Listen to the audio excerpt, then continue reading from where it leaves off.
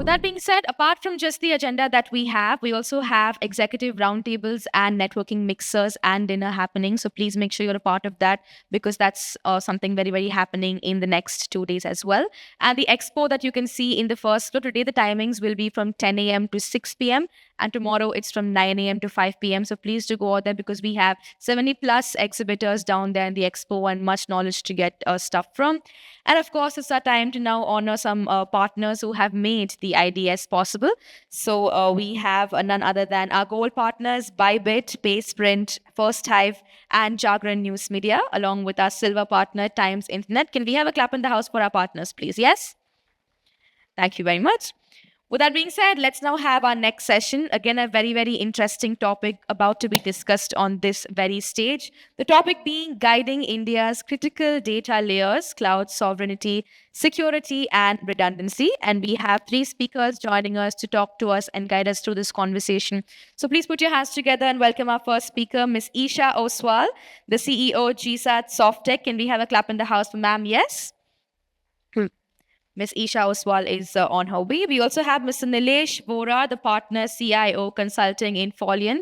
Can we have a clap for sir as well as he comes up?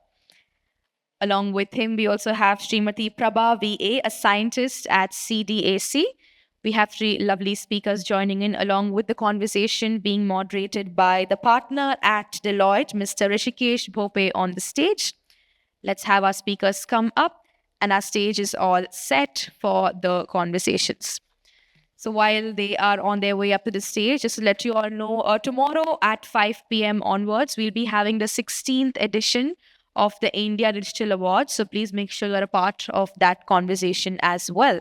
And along with this, we also have a tech hackathon happening that is called Build at IDS, where you can solve real world problems. And that's happening today at 6 p.m. in the Grand Ballroom, which is just below in the first floor. And to those people who are interested in masterclasses, we have them happening right here in the Bidar and Hampi halls. So please make sure you help yourselves out there and get all of the knowledge that you would like to receive. And apart from that, our expo timings will be 10 a.m. to 6 p.m. today and 9 to 5 p.m. tomorrow. And please be a part of the executive roundtables as well as the networking mixers and dinners happening to gain hands-on experience and knowledge about this topic. We now have our speakers walking in on the stage.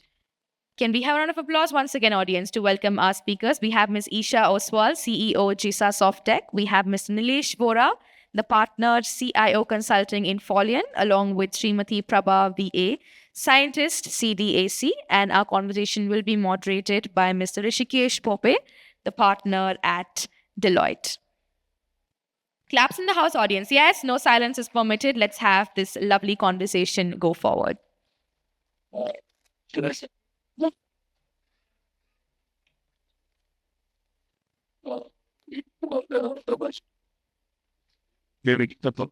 Yes, Srimati Prabha V.A, she's just on her way. So we can get seated until then and welcome ma'am when she comes up on the stage. The topic once again is guarding India's critical data layers, cloud sovereignty, security, and redundancy. So let's get the conversation started in just minutes from now. Thank you.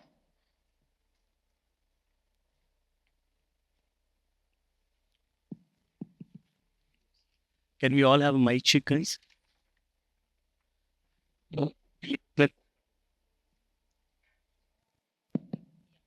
It works.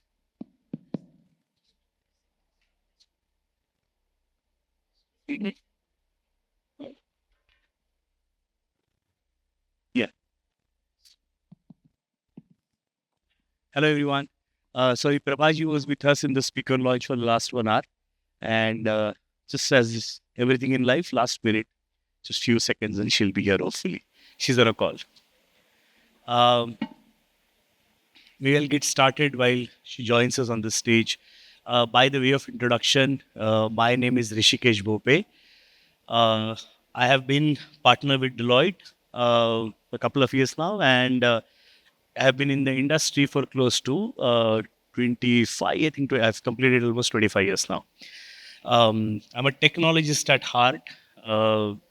And if there's one thing that I have honed for the last 25 years, it's my data skills, right? So what I'm really good at is advising my clients on how to manage their data infrastructure, how to get their data quality right, how to use their data effectively to be used for any other better purposes, be it data assets, be it AI and whatnot, right? So anyone who is a implementation day in day out person in the room, can I have hands up, please? Only one, two, three, four, five. Okay. Rest of you then have no clue of what we all go through because every implementation has failed in the world because they never got the data right. Right. All the AI implementation initiatives have not gone beyond POC because they didn't get it. So who am I? I am the necessary devil that you have to talk to every time you want to do anything better in your life. Right. That's how I've introduced myself to the clients. Um, uh, let Prabhaji come. There are other speakers here as well. What we want to understand, we got 40 minutes. We'll make most of it. Um, what we're trying to understand today is specifically in the context of what has happened in the last 1 year. If you think about geopolitically how things have changed, what we're trying to ask ourselves question is, what is sovereignty? Right? It's a moving target right now. What's sovereignty? Because the data is within my boundaries, should I say it's safe? Should I have the data on the hardware that I trust? Should I use the software that I trust to process the data? Sovereignty in context so far that we all understood is geographical boundaries, right? Let me seed the thought in your head. Are these invisible boundaries of sovereignty that we need to now worry about? Right? And that's very difficult to visualize and draw some conclusion around. Who should help us? There has to be some policies, government will have to come and help us understand this conundrum better. What are we trying to then ask ourselves and solve for today in the next 40 minutes? A question that we're trying to ask is, I have my data, it's here. I will want to use it for my purposes. But it is being used by probably many others. ChatGPT, when it came along and had the highest uptake, was because you never knew what data it has used, which you had put on internet. Uh, so let me be extremely protectionist and say I want to take off everything that I have put here and I just want to use indigenous India stuff. One, do we have one? Do we really have everything India indigenous? And that's where I introduced Prabhaji. She's CDAC. She's a scientist, as you heard. She is the head. She leads their cloud. And she will throw some light at, do we really have indigenous things getting developed in India? I, as a Deloitte individual, I mean, I see this global thing as an opportunity for me to contribute globally. I'm a developing economy. I need to be contributing to those things. And I also need to get benefited from there. But then when I'm doing that, uh, I am also exposing myself to certain threats. And that's where we have our young entrepreneur, Isha. She's a founder and a CEO of her company, JISA Softech. And Isha is going to throw light on, in this multi-cloud environment, how do you bring resiliency and how do you also still do the right things to protect your data? And we can't leave the AI buzzword ever out of the room, right? So that's where we have our Nilesh, who is a partner in CIO Consulting. He's also consulting advisor partner in BCG and McKinsey, and extensively advises on the cyber and AI threats to many people in the industry, right? So, how will AI help us to achieve this target? So that's the overall theme for the next, let's say, 24, 34 minutes that's left with us, right? Perfect. So we start with Prabhaji, you, because you joined us the late. So we'll punish you by the first question. And let's just try to open the. Happy to do that. Okay, so Prabhaji, what do we have that's indigenous? How do you define the word sovereignty in the context of cloud and data for India?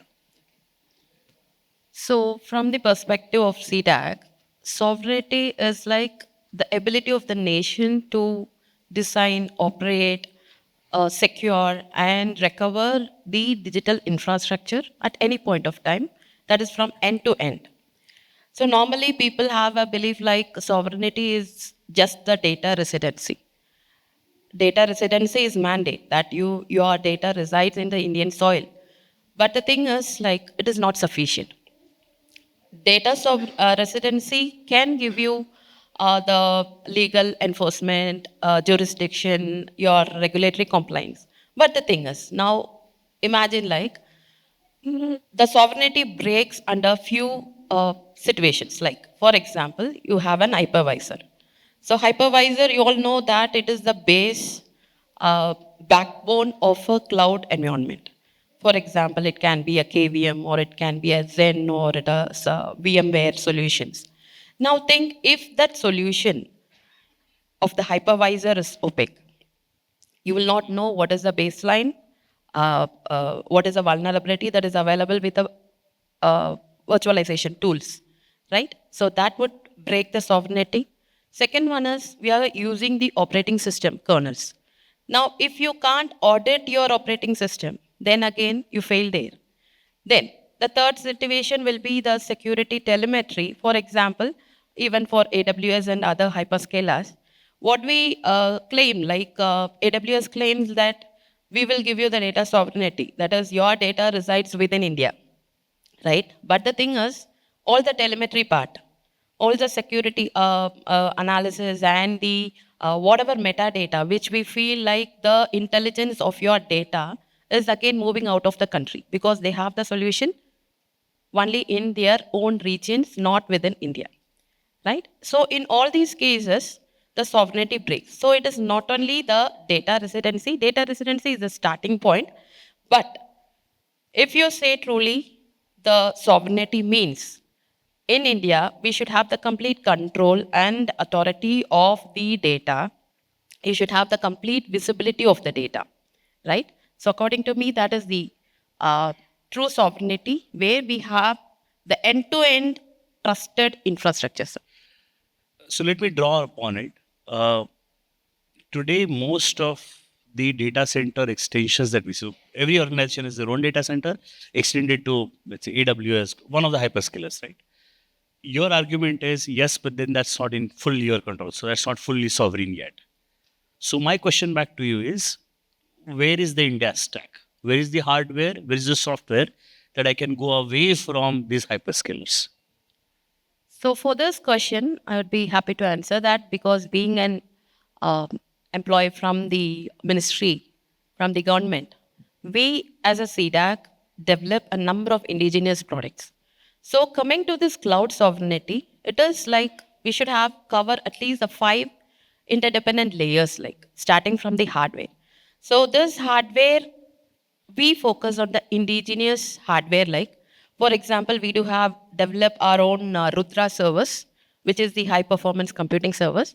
And you might have known about the Airavat project, which is using the CDAC's Param Siddhi AI supercomputers, which ranks about 75th rank in the total top 500 supercomputers, right? So here, why do we focus on the hardware part first is that because we have a number of firmwares are there, supply chains are there. So the supply chains should be known and verifiable. The firmware should be, the integrity of the firmware should be checked. And you have a number of trusted platform modules, everything to be attested. So this forms the baseline for the hardware. Now, when you come to the next layer is the operating system. So we all know that the operating system has a kernel, which is the one, the mastermind who manages the complete resources like the CPU, memory, storage, IO devices, device drivers, whatever maybe. Now, this kernel to be auditable, right? If you don't audit the kernel, then the assurance will be like it is like an imaginary one. You cannot have a complete indigenous or a control over the kernel part. Now, for this, again, CDAC has our own initiatives like the Bharat Operating System Solutions, which is the hardened operating system, which we mainly use for the strategic sectors, mostly for the defense like Army, Navy, and Air Force. We have our operating system. Then, coming to the third layer, it is our virtualization and the cloud layer. Now, coming to this virtualization, as I already told, virtualization tool forms the backbone for the cloud, right?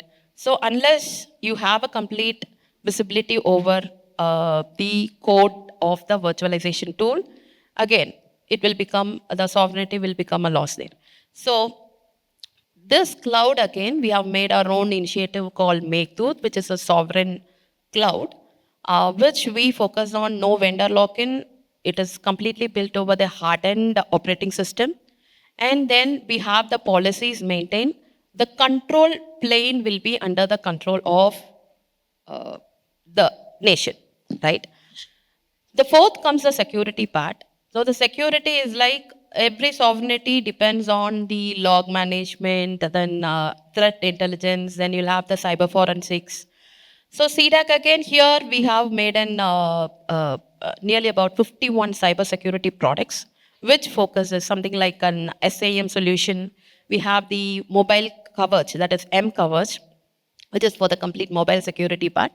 Where this, you can see like in the Play Store itself, we'll have some 44 plus lakhs of downloads, which is done for this M coverage, which covers all the phishing attacks, malware attacks for their mobile devices.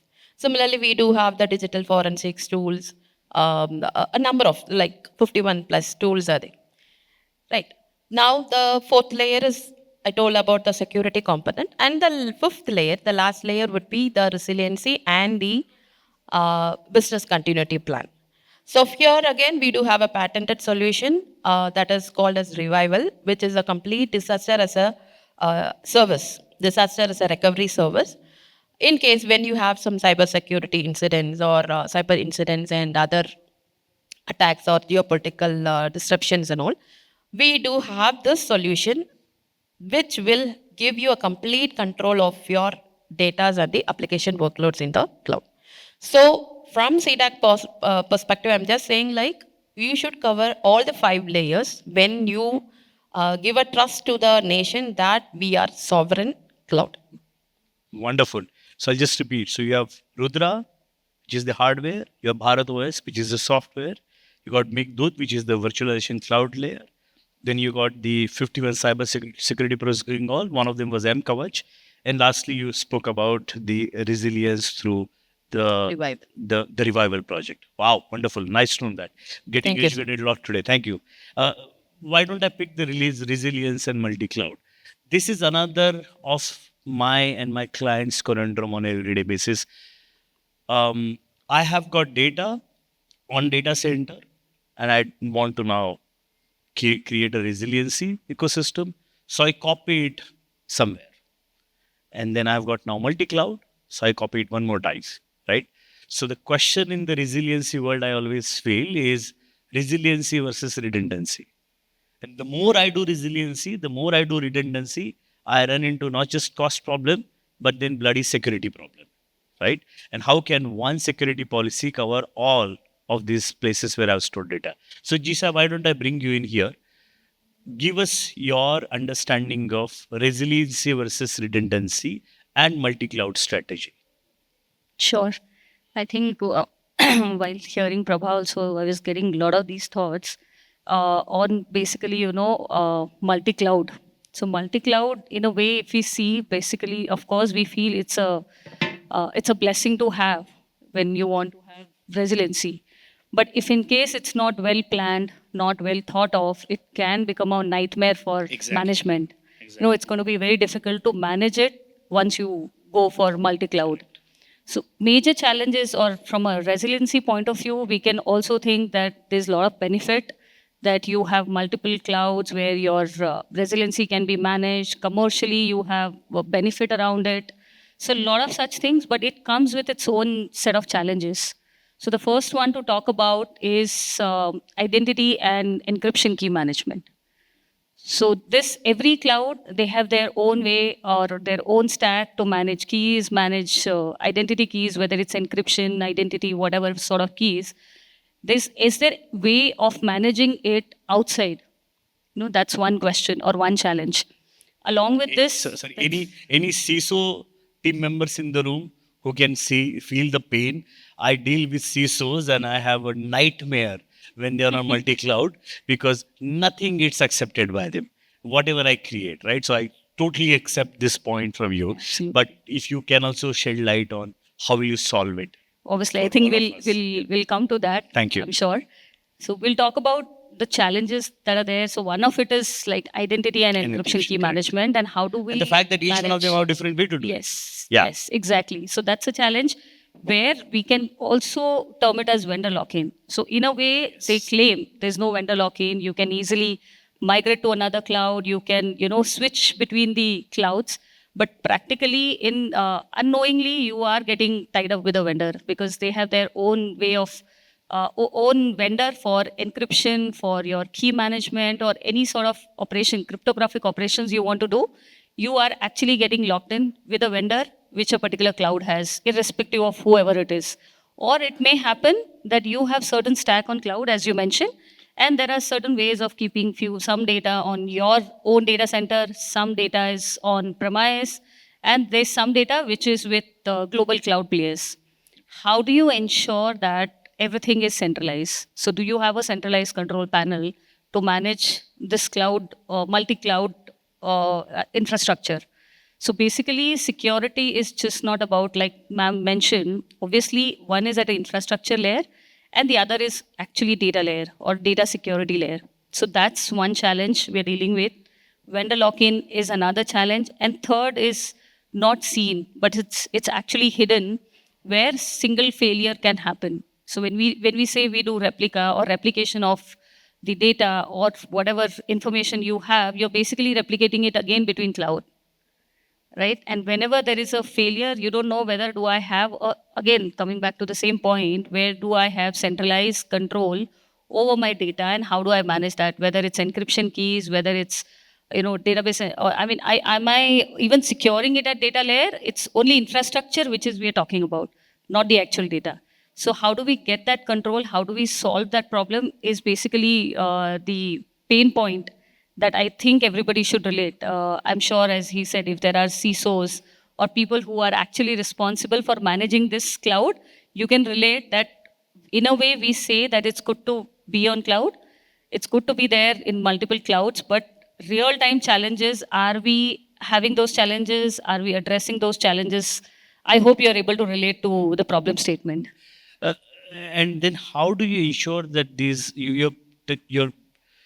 I understand the vision to have one control panel, but in the background, each of those clouds have their own ways of managing things. Absolutely. So the question then I feel that I don't have a good answer to my clients is that how do you ensure the same security protocol is applied when I have a multi-cloud environment, my own data center, and for the sake of this discussion, assume that I have two other more hyperscalers, Yeah. GCP or AWS or Azure, pick any one of them, right? So now three cloud systems. One is my own data center and my two clouds which are Right. not sovereign yet, right?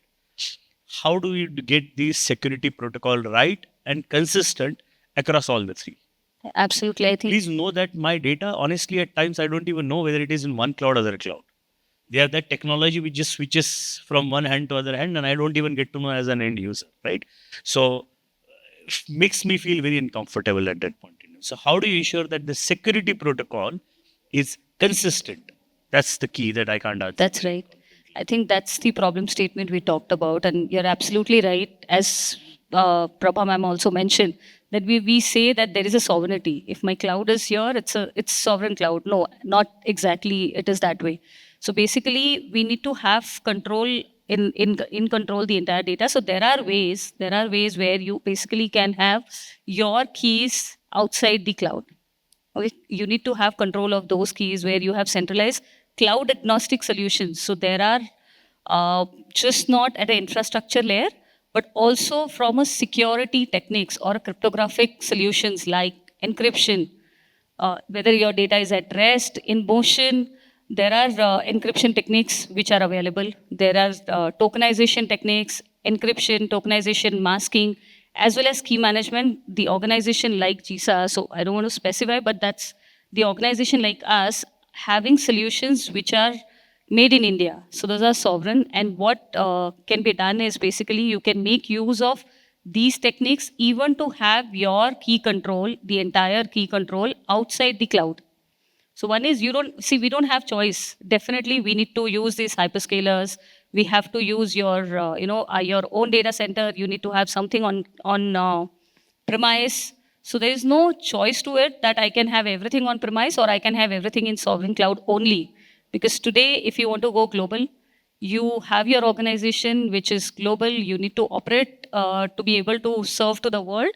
So definitely you don't have choice. What you can do is apply those techniques.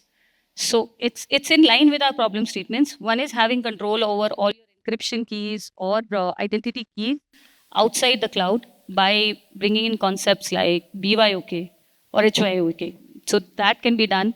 Second, vendor lock-in should not be there because that's where you can decide that which vendor you want to use or which encryption. So that is in your control. Then definitely, again, cloud could be your just data holding platform, but the control is with you. And this is going to help you even manage your keys, manage your data security, and have the full control over the security of your organization data. As you said, that's one of the question you always have, right? You were just mentioning that how do I ensure and that I have the control over what I am sharing or what I'm keeping in cloud, or we talk about Chat GPT or any AI tool. Again, there is a security which is needed because when you are storing your data wherever it is, data at rest and data in motion or in transit is very, very important. So I would say one single line to it is basically centralize your cryptographic key control, and second is having cloud agnostic solutions. Yes, That's exactly. I important. think I was taking away that two things. So cloud agnostic solution and try to manage the keys outside. That's Absolutely. actually the silver bullet to this problem. Yes. Okay, perfect. We should not let go the AI people out of the room. So I'm going to bring in Nilesh. Is your mic working? It is. Okay, very good. Fantastic. Nilesh, the other challenge we see is, or rather, this is a constant question that I get asked from the client all the times. Even if I want to do anything which is extremely rudimentary, they say, "Can you use AI on this one?" I don't know why they think AI has a solution to every problem. So it's like a hammer which doesn't have a nail yet, in my view. But this resiliency, so we heard from Prabha about the fact that the indigenous stack is probably the ultimate goal that we'll achieve. But look, we are in a practical world. We are not in only nationalistic mode all the time in life, right? So we'll continue to use multi-cloud ecosystem. That's why her answer about multi-cloud and how to manage multi-cloud and still maintain the sovereignty helps me understand and make peace with me. How do you see AI playing out on this, right? I mean, can AI really drive the multi-cloud strategy better? Can AI help, or by the way, become a threat when she's talking about manage the key outside and we are not using something native? One other problem I always see is that outside thing has a more vulnerability than what is coming indigenous with the product itself, right? At least that's a conception we draw away. It's not necessarily truth. We don't have a data point to prove it, but we tend to think that. We also think AI is more and more encroaching in this space to make it difficult for us in terms of even phishing things, right? So, how do you see AI driving this conversation about resiliency and conversation about multi-cloud and conversation about data sovereignty? Okay. Thank you, Rishi. So let me give some perspective. And just before I start, the platform was ready. I'm talking about from the discussion standpoint. You guys were there in the launch, and ma'am was there for an hour. Correct. Same. I'm just trying to connect with the analogy that ma'am was here for an hour, and just a minute we were waiting, right? And I came just on time. Correct. And I was here before ma'am. So sorry, Yes. with all due regards, ma'am, right? So it's the same thing that, what happens that technology is always evolving. Technology has gone to the next level. And now we all are talking about the way of, or smart way of dealing with the technology, enhancing the efficiency, enhancing the outcome, the business outcome. And that's where AI plays a major role. It's not restricting only towards, getting the best outcome on the business, but also how we ensure the security posture, how we ensure the right aspects of data sovereignty, how we ensure the interest of the localization, the data localization, we mean to say. So there's a difference. There's a thin line difference. What I see between data localization and data sovereignty. You are storing the data locally. If you talk about in India, you're storing the data locally. For example, you're striving to store the data locally because that's the part of different compliance regulations, what everyone is talking these days. But sovereignty is, for me, is how you are utilizing the data, how you are processing the data. So that's very basic or a thin line difference what I look at and what we all understand. Now, how AI plays a major role in the multi-cloud, that was your question, right? So as Isha also told that, I mean, that's a way to move forward in terms of not to be in a vendor lock-in side, and we should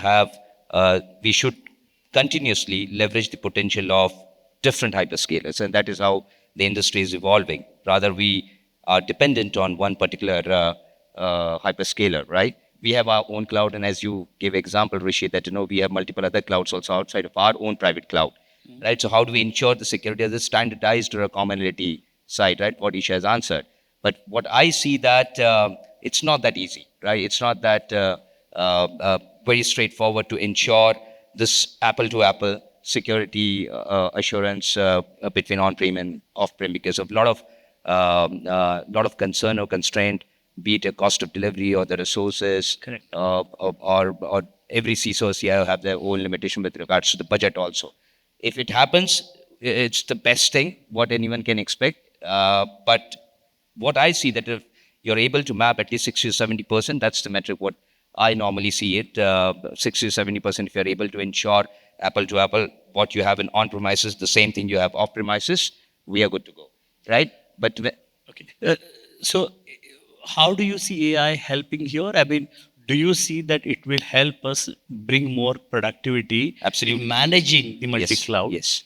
But will you not? I mean, I want to argue back with you because of the fact that I also have AI and I am a guy who's interested in creating more viruses and breaking your infrastructure. I'm on the other side going to use the same AI to actually break your multi-cloud architecture, right? So, or find loopholes, because I suspect not everyone is wise enough like Isha and they haven't got their encryption keys outside. Predictability. Correct. Right. So my tool, if I'm using AI in my infrastructure, be it at the infra layer or application layer, my tool has that smartness, the way to basically predict what are the different mechanism and how I can optimize my resources, right? Not just the resources, the capacity or the capability of my entire infrastructure can be predicted with the potential of AI, what I use. Second thing is that nowadays, most of the AI security tools are also there, which can have the capability to predict the vulnerabilities, not after you deploy it, even much before the pre-production at the development stage. We call it a DevSecOps. Yes. Right? So we integrate our modules to take the proactive measures so that when it gets deployed, we are more solid when it post deployment, right? So AI has, because that also learns continuously. So my tool is also learning continuously, right? So anything from the vulnerability assessment perspective or any code review or penetration test, VAPT, what we call, at the beginning itself, that's a CISO's responsibility post-deployment, obviously, because that's more of a reactive assurance. Or anything happens wrong, any crisis happens, then you manage the crisis. So rather we manage the crisis, we should have, we should be knowing how to avoid the crisis. That happens right from beginning, right? So that is where AI also gets into gets into the game to have a lot of other smart ways, automated way to predict various different type of associated risk, how we assess the risk, and how we come out with a mitigation plan to address those risks, right? So that is where I somehow feel that AI is definitely very strong in terms of the more in terms of monitoring the predictability which AI can bring on. If you compare with the legacy side. Perfect. Perfect. We have less than 9 minutes to go. I have got still 2 more questions to ask you, all of you, right? First question is, what do you see as the biggest risk when it comes to our AI and cloud infrastructure from a sovereignty standpoint? I'll give you 3 options. We all witnessed a kill switch, geopolitical kill switch that happened in March of 2025. I'll not talk more about it. You have been instructed not to go political way, but hope you can relate to it. So I'll give you a kill switch. I'll give you a second option, which is AI phishing. And I'll give you third option, which is quantum computing. Prabha ji, you first.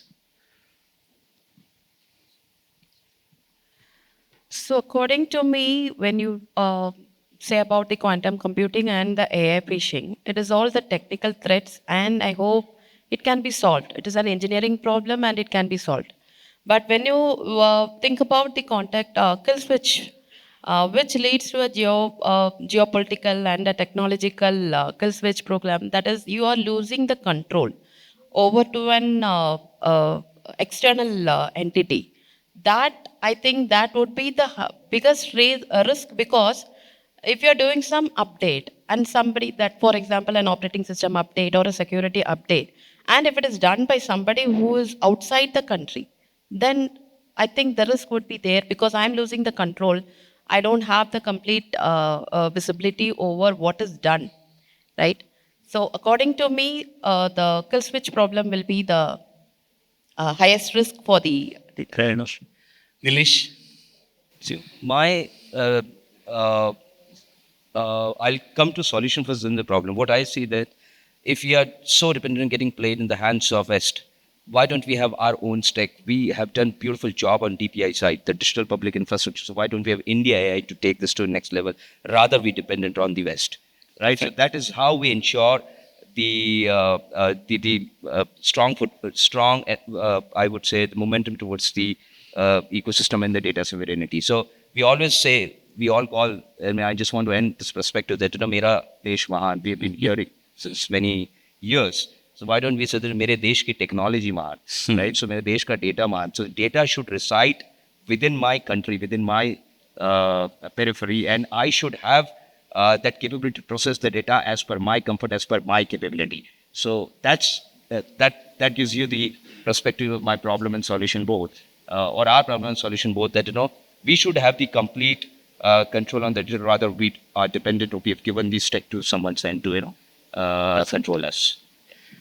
Which is the highest rating I risk? think the best thing is we are all aligned. We understand the problem is same, because specifically if we have to talk about quantum, it's a mid-level issue to solve, or AI phishing is another way, same, the technology problem, which we know what is a solution and we are on the path of using it. Okay. But when you talk about kill switch, definitely that's something, the whole idea that we're talking about today is also on the sovereignty and the risk around it. So definitely that's the number one problem or a risk which we need to address, and it's getting addressed even at a government level or individual level, and it's best to see that all are aligned in the same way. So I think that's the number one I risk. like the dimension you added. So looks like you all agree that kill switch is number one. It's happening. It can happen even today, and effectively, it will take longer for us to solve it fully, because all the things absolutely. indigenous are still work in progress. But that's time dimension to that is probably mitigation for a while, but it's the real problem today as well. You said phishing is really here, but as she said and you said, it's an engineering problem. So we can counter through some more engineering mechanism. Quantum computing seems to be coming on the horizon, so it's not there today, pervasive as much. And by the time it comes, hopefully we'll have some solutions to it as well. Okay, it's a good way to look at it. And one more point I want to add here, that, compliance or the regulation adherence should not be a showstopper block, because what happens that we try to innovate a lot of things, right? As we said that we are in the phase to solve a lot of other engineering related problems, but that should resolve, and I'm sure that the way people are working towards resolving those things also, we should have the compliance or the regulations, the regulatory bodies should also work hand in hand with us. Rather, everything is over and then they start talking about the regulations. I'll just add on here. Maybe we're running out of time, but I think that's one thing which, if you see, our regulators are, actually focusing well. So when I talked about concepts like BYOK, also that is one of the things which SEBI has already come up with for cloud adaptation. So they're all there. It's SEBI, RBI, IRDA, or for that matter, even DPDP. So we are very well aligned. I think, which is where I say that regulators are also addressing it. Yeah. The transition of those policy people to reality is what this panel was about. And I clearly see that, we will reach there. Now, less than 3 minutes, so I may not be able to give you more than 30 seconds each.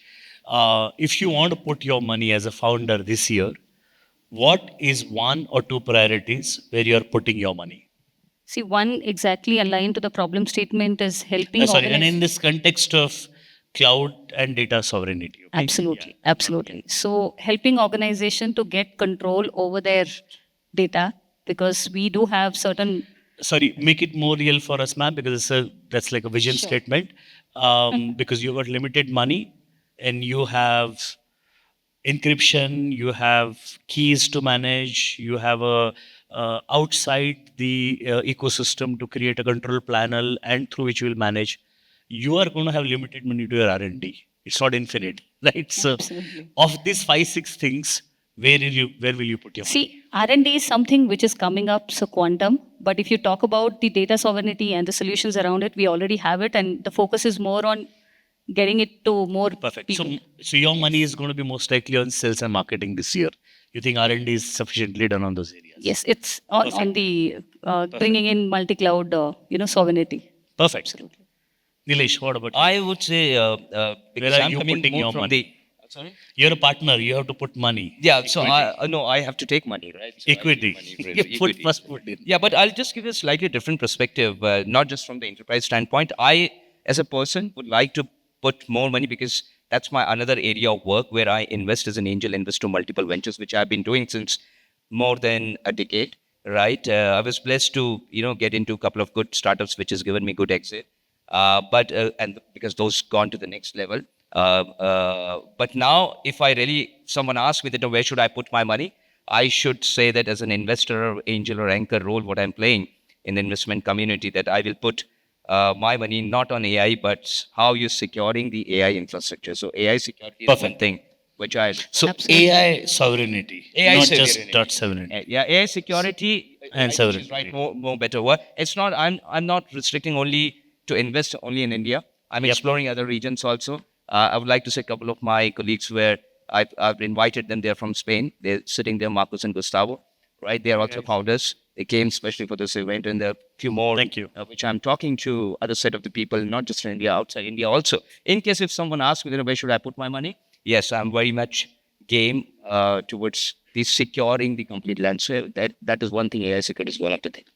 Yeah, I wish we had more time because I would have gotten into the LLM security because I just think interesting one. exactly it's entirely little different piece. But give the mic to Prabhaji. Prabhaji, So, of all the things that you're focused on, because there are so many layers you spoke about, and we have literally 30 seconds left now, which are, let's say, top 3 initiatives that government, CDAC point of view, you're going to put your major workforce behind? so as CDAC is already into the research and development, the focus would be more on the trusted infrastructure, as I said. So it would be on the hardware, the ultra servers, and also on the operating system part. And the third one will be the sovereign cloud.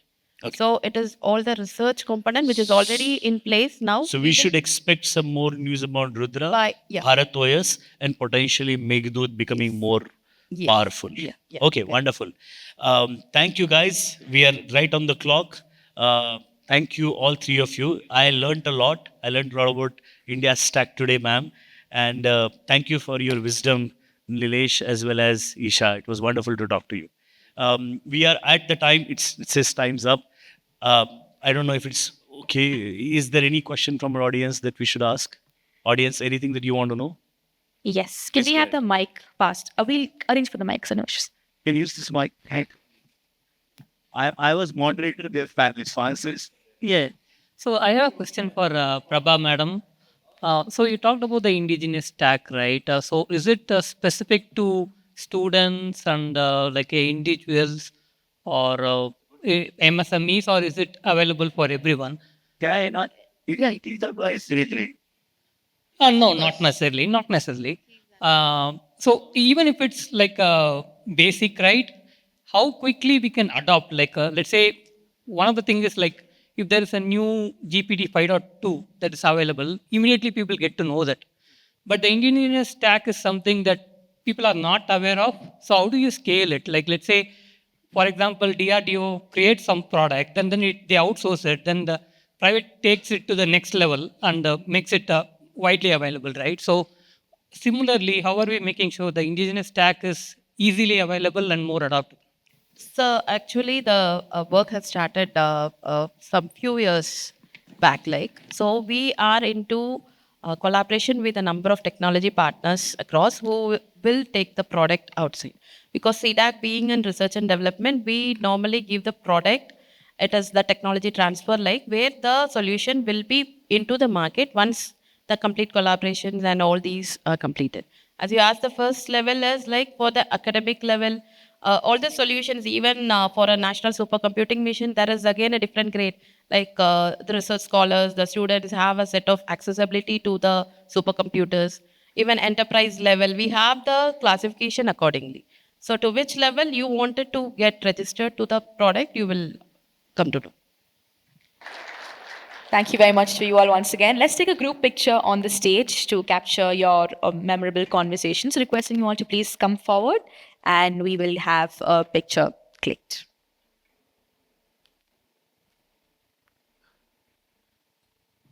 Thank you very much, sir, for talking to us. Yes, thank you very much to our speakers as well for coming up and talking to us today. With that being said, before we move on to our next session, time to acknowledge some of our partners who have made this event possible. So we have our silver partners in Solutions Global, Spectrum Digital, and Flip Carbon. Our bronze partners, Hello.ai, TripGain, Sai Krishna Associates, along with QRaptor. We also have our smart parking partner, Valet Easy, along with our AI storytelling partner, Pocket FM.